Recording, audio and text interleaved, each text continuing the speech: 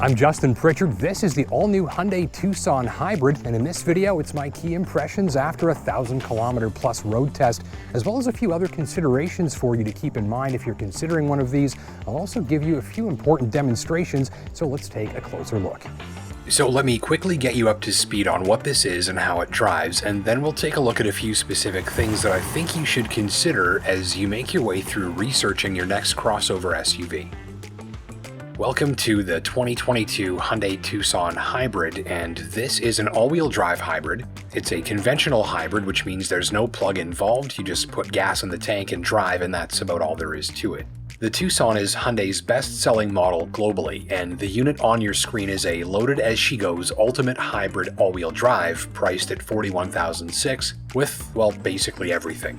The previous Tucson was a smaller machine than this one, and the new unit clocks in at over 6 inches longer and over 3 inches wider than its predecessor. Cargo and interior space have grown significantly, and both are impressive. More on that later. Under the hood, it's a 1.6-liter turbocharged 4-cylinder hybrid engine, complete with an integrated electric motor, integrated generator, and a 1.49 kilowatt-hour battery. That battery self-recharges as you drive around, and the electricity it stores can be directly used by the engine to save fuel and boost performance, and primarily torque, which is to say that shove into your seat. The end result is 226 horsepower with about 30% less fuel use and about 20% more torque than the non-hybrid engine. The powertrain is the Tucson Hybrid's very best asset, and test driving shoppers will discover why from the moment they set off. Presumably targeting the much noisier powertrain in its key competitor, the Toyota RAV4, Hyundai went to extensive lengths to keep this hybrid driveline remarkably smooth and remarkably quiet. This is likely the most invisible, seamless hybrid system I've ever tried. Noise levels and smoothness from the driveline are exceptional. It's a smooth operator with a smooth interior to take it all in from, too. The flowing, well-segmented sections of the forward dash blend and stack dynamically around the driver, and most areas look and feel upscale on closer inspection. The overall atmosphere is inviting, modern and high-tech, and things generally feel well-built, precisely assembled, and logically placed. Extra points for the generous nearby storage and charging provisions, too. The central infotainment system is one of the best in the business for easy navigation, and while I wish the instrument cluster display was a little bigger and more significant looking, the graphics here are clean and it's easy reading in any light. These two displays help drive the high-tech feel of the Tucson Hybrid's new cabin. In motion, the ride is generally quiet with no need to raise your voice for a conversation at highway speeds or under heavy throttle. It is a little too soft and numb to be of much interest to sporty drivers, I figure, but it is a well-mannered highway touring machine that gives you a lovely place to sit as you sip fuel and take in the scenery. Less impressive, the rough road ride quality, and that's where we'll start with our first demonstration. Alright, the rough road ride quality test. This road is in very bad shape. It's very much worst case scenario. I drive on this road just about every single day. It happens to be right down the street from my house, and I use it as sort of a ride quality and ride comfort testing exercise in a lot of the trucks and crossovers and SUVs. A little bit disappointing in the case of the Tucson Hybrid, I think. I just wish there was a little bit more polish, a little bit more softness around the edges as we're going over these bumps. And ultimately, I think the disappointment for me is smooth and refined as this powertrain is. I was really hoping for the same sort of performance from the ride. And on most surfaces, that's what you get. But if you're doing a lot of backroads driving, or you live in Sudbury, Ontario like me, where frankly most of our roads are like this, you might be disappointed in how it rides when the suspension is taking a fair bit of abuse. Just to show you the difference in noise levels here on brand new pavement, almost not even a peep to be heard.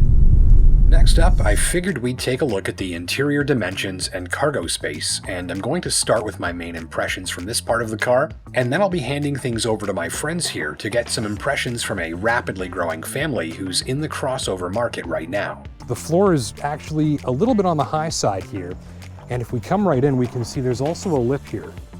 So the floor, and we've got this lip here. So that's going to make a little bit of an awkward jump in for certain canines, depending on how you set this up.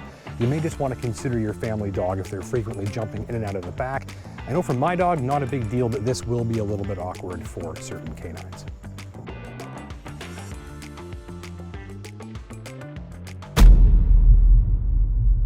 I handed the Tucson off to my best friend Chris for a few days, and at 6'4" with 2 rapidly growing boys, he and his wife Natalie have just one primary concern in mind when they shop for a new crossover, and that concern is space.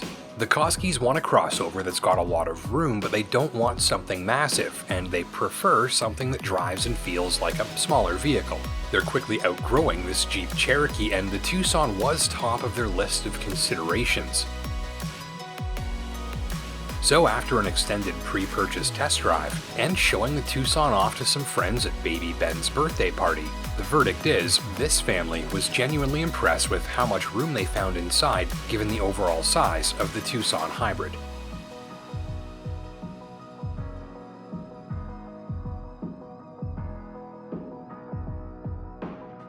So hopefully that gives you a good idea of what you can expect on size, storage, and seating accommodations. The third demonstration I want to give you is the headlights. Sure, they look dramatic, but how do they perform? Of course, you don't really get to see these on a test drive, so hopefully this gives you a better sense of what to expect when driving after dark.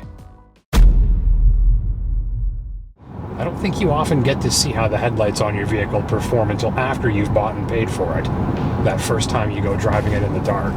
And this is the first time I'm driving this at night, so let me give you a couple of impressions here. Right off the bat, the low beams, nice and powerful up close in the foreground. We've got that little notch, if you look closely, sort of right on the double center line there.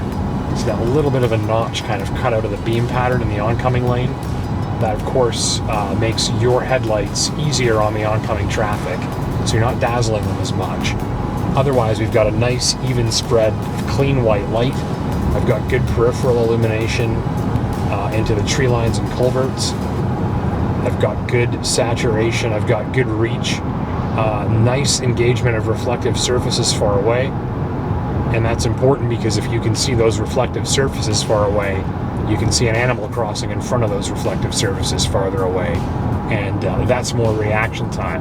High beams here, it's not totally dark out, so the difference, there's low beams, high beams. I'm not sure how that's looking on the camera, but really I think easy to take some confidence from this lighting system when you're driving after dark. For my next demonstration, I've made a time-lapse video of a lengthy highway drive that will help you to visualize how the hybrid system works to save fuel over time.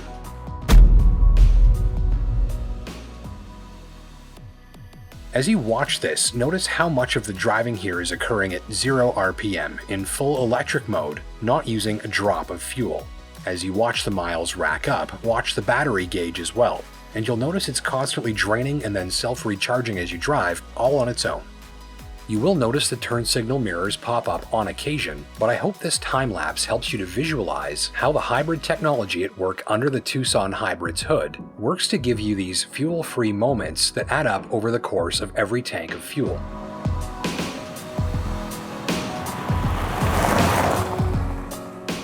So if you found these impressions useful, or if you're considering a Hyundai Tucson Hybrid or one of its competitors, hit the like button and let us know down in the comments section below.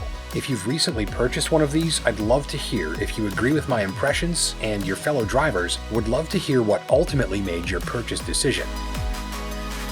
Thank you for watching. My name is Justin Pritchard for Driving.ca. Don't forget to like and subscribe down below so you never miss a new upload. And until next time, take care and drive safe.